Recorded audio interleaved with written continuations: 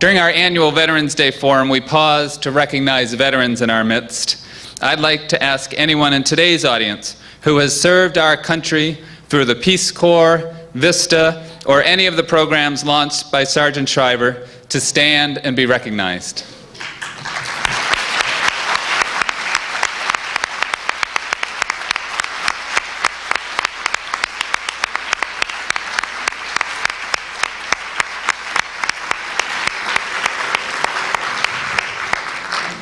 Having long revered Sargent Shriver, I was still astounded a few years ago when reading Scott Stossel's magnificent biography, which is on sale in our bookstore, and which portrays not only how many initiatives Mr. Shriver launched, but the manner in which he translated vague mandates to create an international service program and wage a war on poverty into the creation of some of the most successful social programs of the past half-century.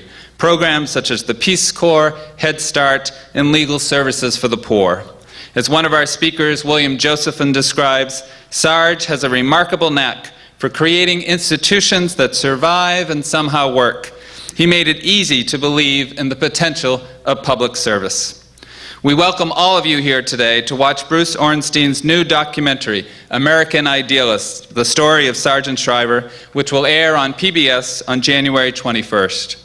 Immediately following the documentary, there will be a conversation with Mr. Orenstein, the film's writer, director, and producer, Shriver biographer and Atlantic Monthly managing editor Scott Stossel, and two of Sargent Shriver's close friends and early colleagues, Edgar May and William Josephson, who went on to their own distinguished careers outlined in your program and who are both featured in today's film. Those of you who were fortunate enough to be here last month when we paid tribute to Eunice Shriver, know that perhaps her and her husband's greatest accomplishments are the incredible children they raised, each of whom carries, in their own unique way, their parents' mantle to new generations.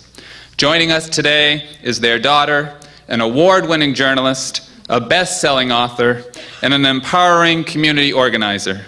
Please join me in welcoming the executive producer of American Idealist and the First Lady of California, Maria Shriver. Thank you. Thank you. That was a beautiful speech about Daddy. Good afternoon. It gave me goosebumps when you asked everybody to stand here who has served in a program that Daddy started. And I think that's a great place to start my little introduction, because people often say the war on poverty was a failure. Those programs didn't help anybody, nothing was accomplished. The Peace Corps is too small to have had any impact. And to see everybody stand up and actually see millions of people across the country standing up and say that their lives were changed, as you just said, by your involvement, or a day doesn't go by when someone doesn't come up to me and say, I served in the Peace Corps and it changed my life. I'm a Head Start kid, it changed my life. I'm a legal service lawyer, it changed my life. Or I worked for your dad, it changed my life. It just happens every single day.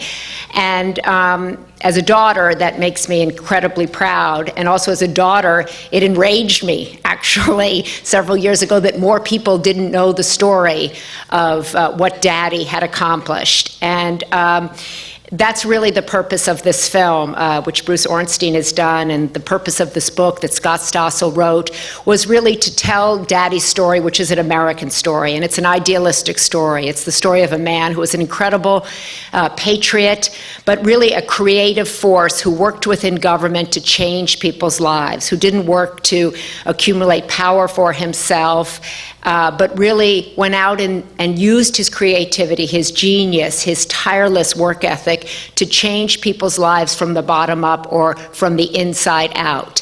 And everybody who has seen this film comes away and says, I didn't know anything about that time, and I thought I knew everything about that time. And our goal really for this film, once it airs on PBS, is to really ask every person who worked in a program that perhaps Daddy started, was touched by a program that Daddy started, who has a child in college, who has a child in high school, to really sit on Monday, when PBS airs this film, and have a house party and talk about the concept of service, talk about the nobility of service, talk about the power that people can make a difference in service to their country, yes, through the military, but all these other ways that we can serve. And we have, and Bruce will talk, I think at the end after the panel, about the different ways we've set up to include people today, calling on presidential candidates to emphasize service, calling on presidential candidates to double the size of the Peace Corps or AmeriCorps, and really emphasize that there is something that we can all do as Americans, regardless of our age, to be a part of the success of America and telling the story of America as we know it and as we see it and as we feel it. So if my father were here, he wouldn't want any amount of time being spent on how incredible he was. He would want to be challenging each of you to think about what you believe in, to think about how you can be a part of the process.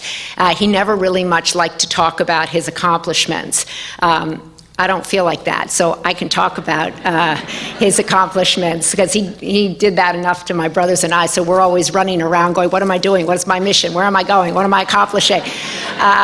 But I've learned so much about my father in working on this film with Bruce. I learned about his humility. I learned about his generosity of spirit. I learned a lot about his faith and how it really infused everything he did. I learned about how really complicated it was for him in my own family, that as a child I was never quite, kind of got a little inclination of, but I didn't really know that much. And as I've said to people, it's complicated when 4 people in one family want to run for President of the United States.